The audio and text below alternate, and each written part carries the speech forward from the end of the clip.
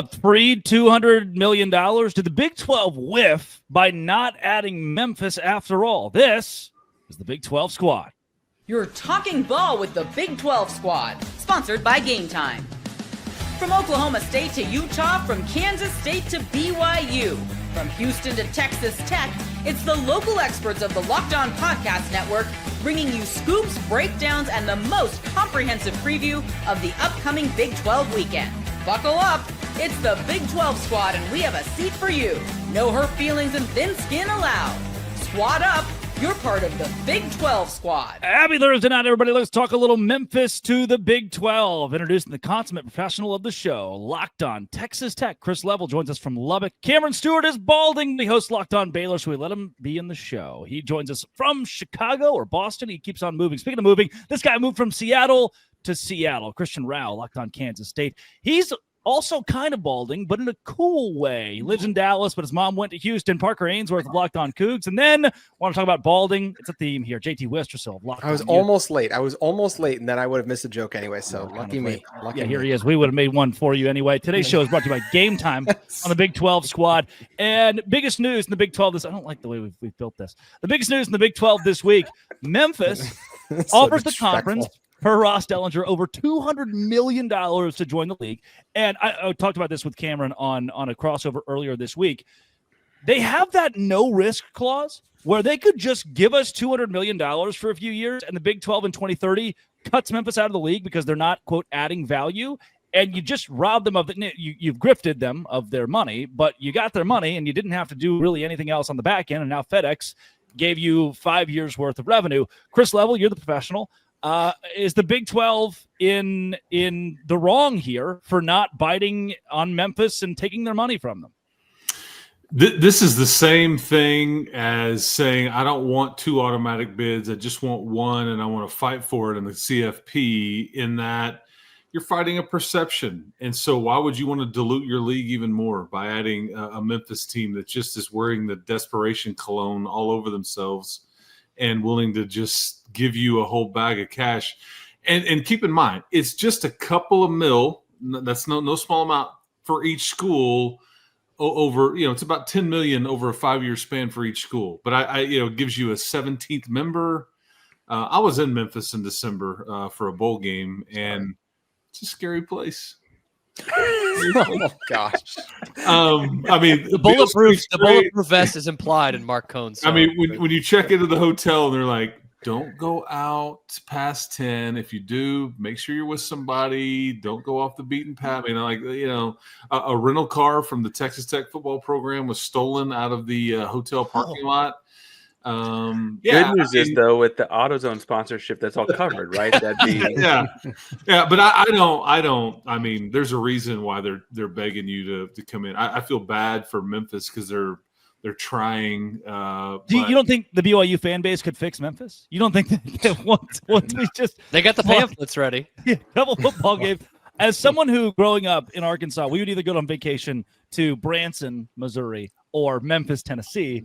I can attest those were 2 very different vacations from what we locked from what we locked up and One did was not. a punishment. When we visited Graceland. You don't straighten up those grades, son. We're going to Memphis this summer. Tropical. There's a river At there. night. I would also add in that I would tell you now, Parker, cover your ears here, but I would tell you that the conference leadership is, I would say, like, not frustrated, but like has been unimpressed with what Houston, UCF, and Cincinnati have brought to the league. Now, keep in mind, this is a football conversation, strictly football, and so I think that.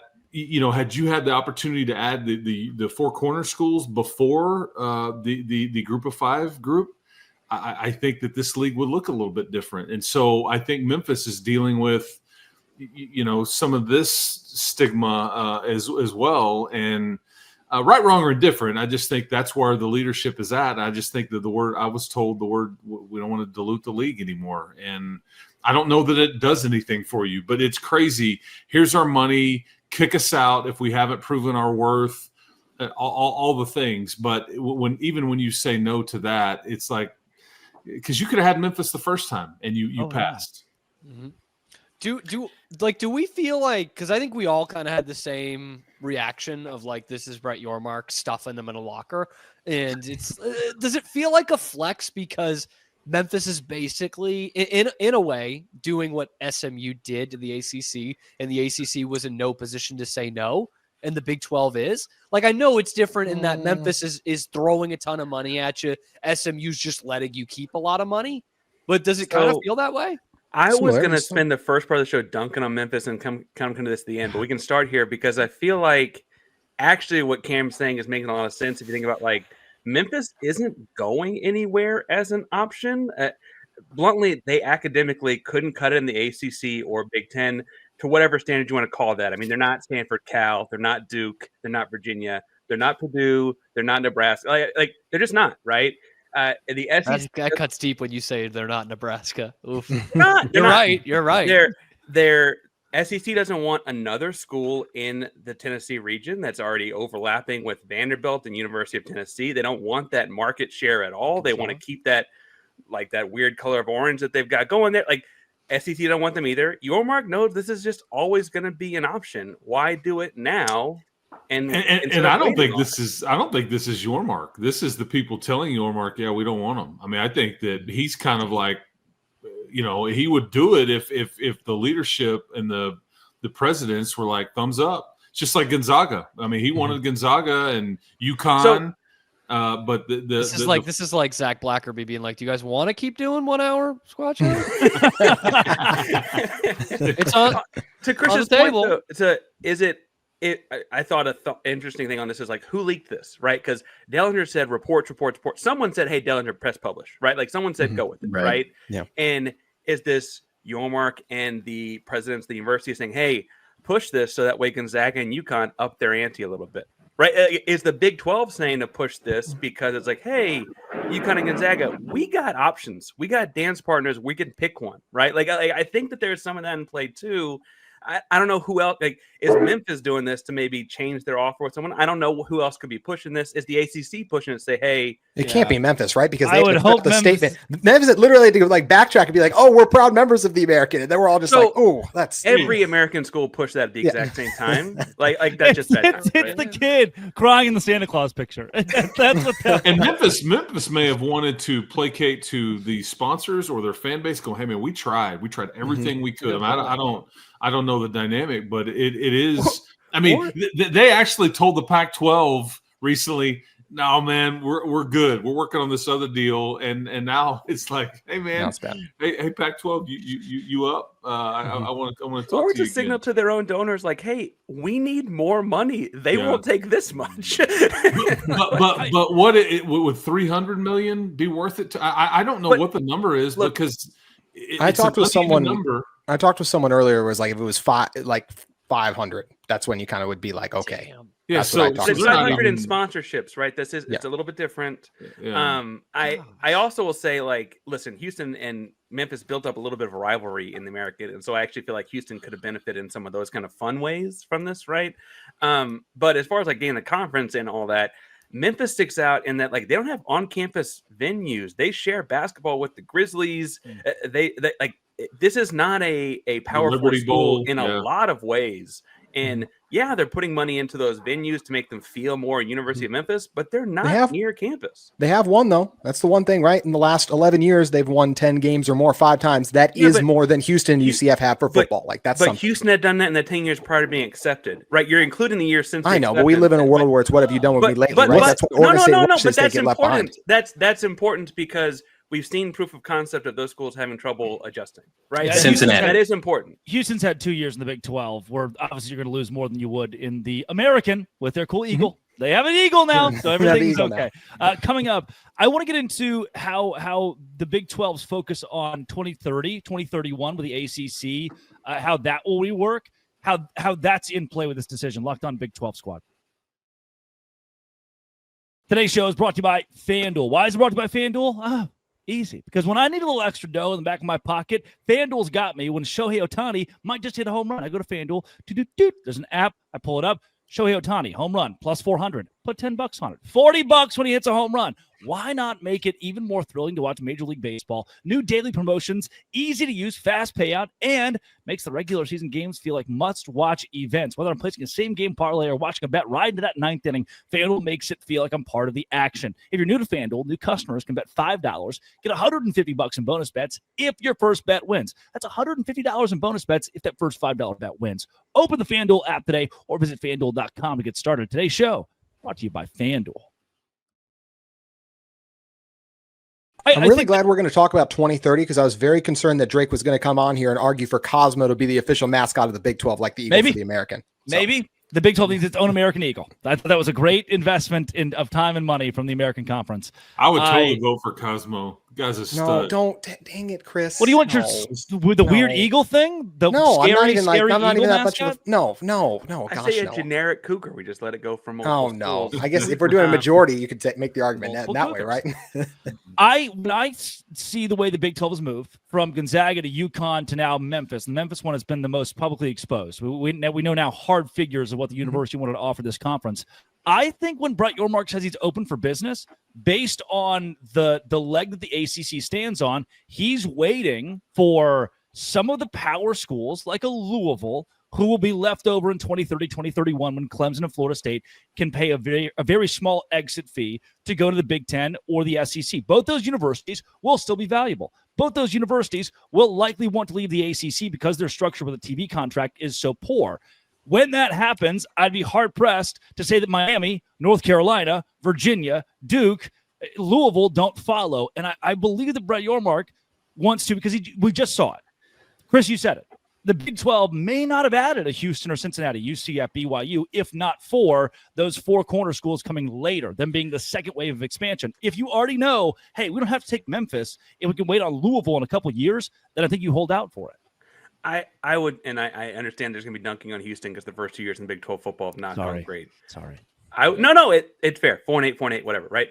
I would point out that in the 10 years before getting the bid to join the Big 12, Houston had been to a Peach Bowl. Houston had beaten Florida State. Houston had beat Auburn in the Birmingham Bowl in their own backyard. Houston had been competitive with other Big 12 schools. Like they went to overtime with Tech, Chris, in 2021, whatever that was. Like, I mean, they had shown a promise and right. They've been in the American Athletic Conference Championship game in 2021, had won it in 2015. Like Memphis has beaten West Virginia and Iowa State. I mean, they played at a high level of college football. No, still. I'm just saying that it's almost like the experiment's been done once, and we see that it takes this longer. Houston just is completing a $160 million improvement to their football facility, like as we speak. They're moving in this weekend, right? Like some of that changing. I think you're seeing like, okay, the success in the American for the decade it was doesn't translate to success in the Big 12 right away.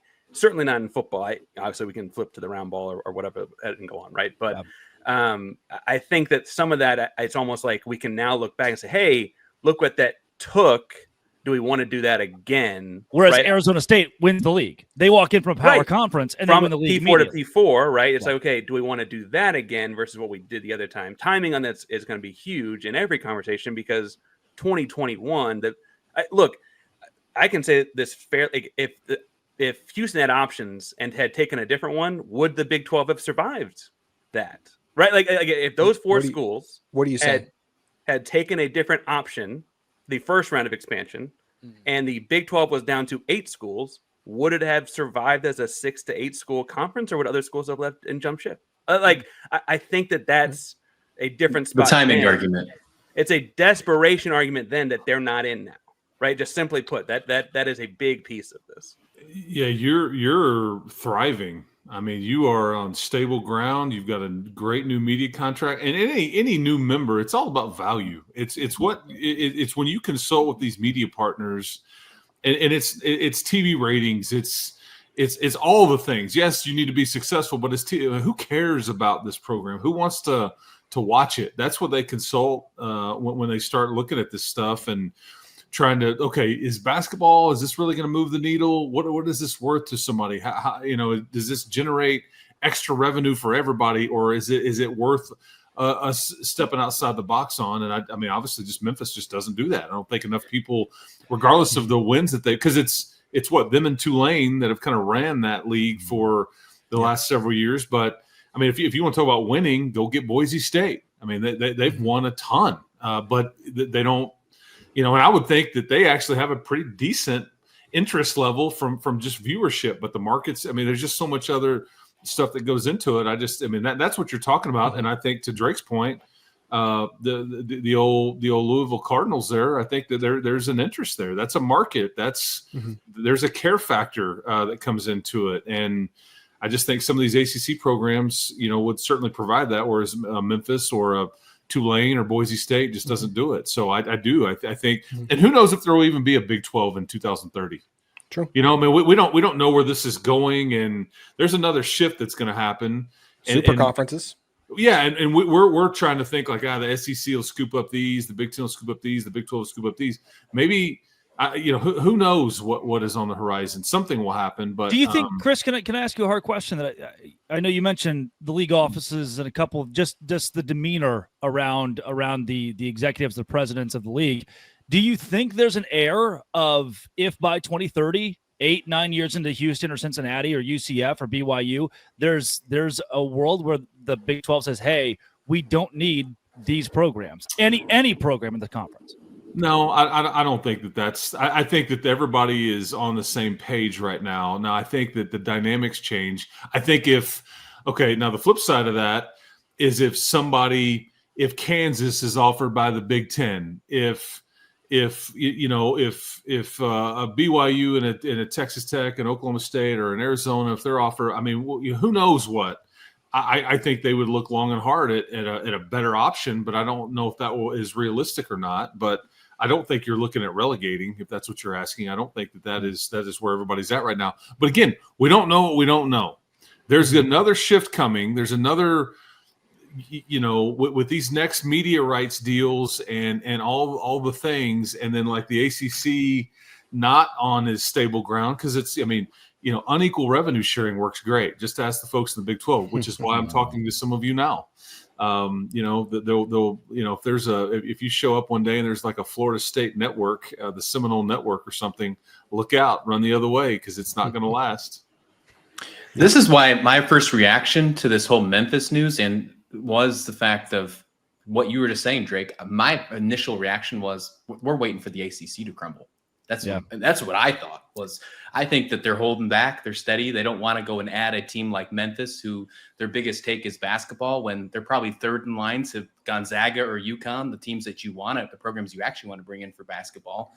Even if they are bringing this money to you, that you want to try and build that. If you're at 16 now, if you want to get to 20, you want to wait for a Florida State or a Clemson or even a Virginia Tech in that case, maybe in as much as Syracuse to get up to that Northeast kind of thing. Compared to Syracuse mentioned. Wow. Because if they wanted an extra $2 million per school right now, they could agree to push the button on the All-State Conference or the whatever the naming right deal was. Right? That is there, and I think that the leadership of the league has been like, that seems a bit JV. We don't need to do that. Are we that hard up for a couple extra mil a year? But if they really needed it, that's what they would do. We do talk about the ACC potentially crumbling, right? But honestly, if the Pac-12 was able to survive, granted, basically dead for a year and then came back, I feel like the ACC is still going to exist in some form past 2030, because I'll also say this, is the ACC schools, let's say the top dogs leave, right? That to me, that's not as detrimental of a loss, some of those teams that are in the ACC, as when Oregon and Washington and USC left the Pac-12. To me, the ACC can still survive with some of those other brands. And to me, is it going to be worth more for them to take a lesser share in the Big 12 than they could even maybe still make just by staying in the ACC? So that's why I still think the ACC will exist past 2031, whatever. As long as they can stockpile exit fees and whatnot, like the Pac-12 did, and sit on a pile of money. Which there are exit fees in there, correct? Yeah. I feel like I remember this correctly. The fees are there. They're going down, steadily going down. That's a whole new beautiful conversation that we can have for an hour on end. I do want to get into the Ross Dellinger report this week that NIL collectors are back, baby. We're doing it again. This is the Big 12 squad.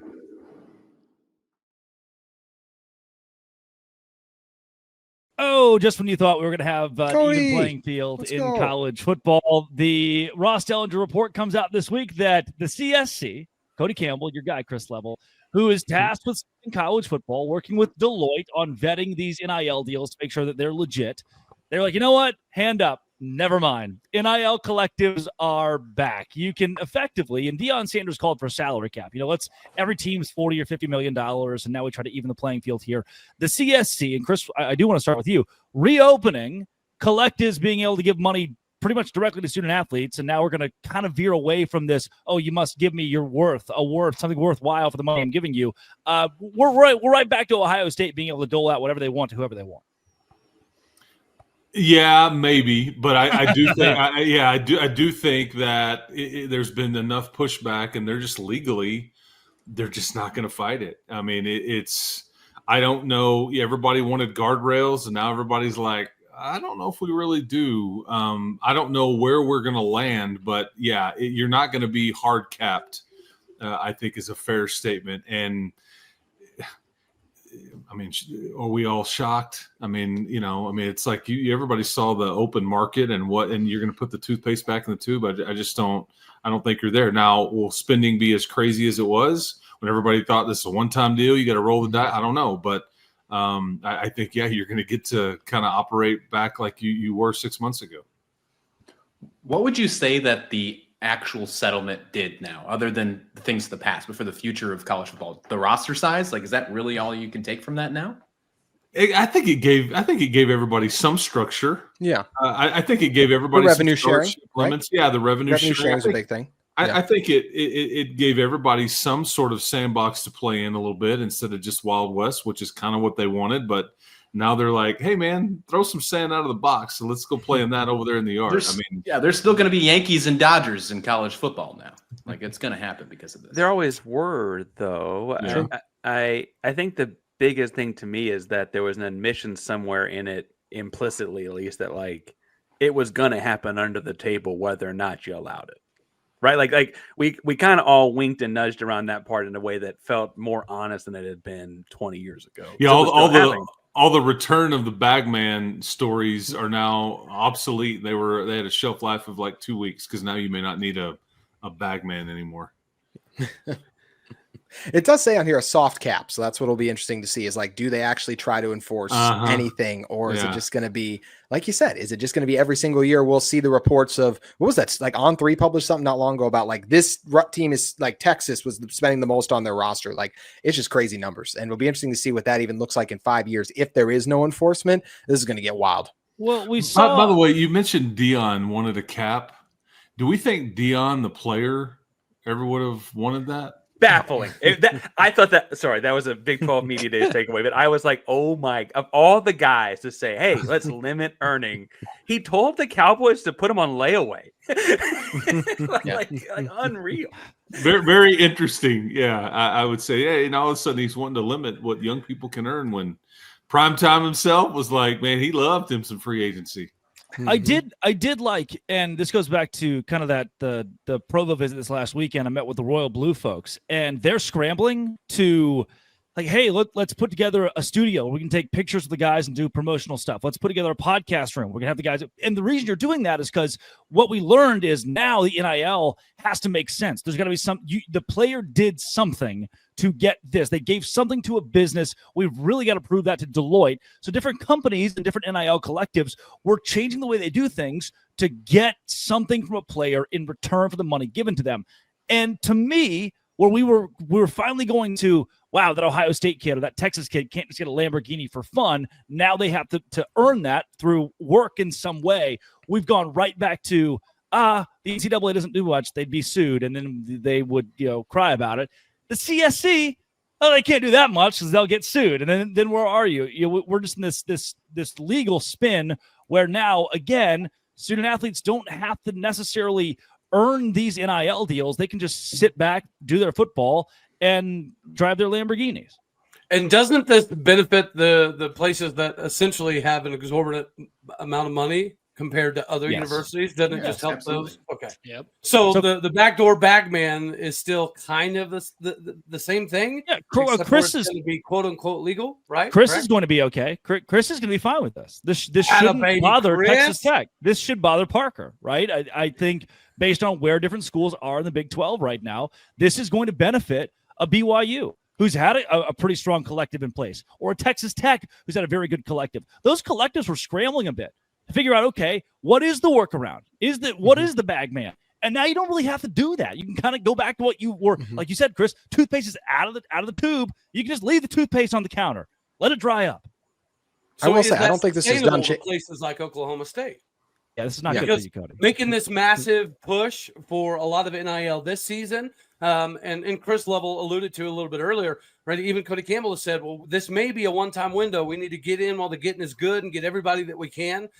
That's my only thing is this might alienate some of those universities like in Oklahoma State or to some degree at Texas Tech that has made this massive push. What's this going to look like in 3 to 4 years? Because I don't know that Oklahoma State can sustain this year after year after year after year. I think there's a lot of schools that'll be saying that, honestly. And I will say this too. I know what you're saying, Drake, of right now it's like this. The NCAA is not going to be done, right? Like they're going to continue to try and find ways to limit things. So we're going to continue to go back and forth. Now, granted, the argument is like still at the end of the day, like if they get sued, do they back off? Like possibly. But I just think this is going to continue to kind of be a back and forth of the NCAA and the collectives and just a constant tug and pull. Like, oh, we want to try and regulate this. We want to try to do that. So I think there'll be lots of conversation. But as we've also discussed, who's going to be is the NCAA actually going to try to penalize someone? Until that happens, then it is still going to kind of be open season. I will say, as far as like a school with a small collective, I think relatively speaking to some of the other ones here, like Lincoln Cougars, all that stuff still like building and all that.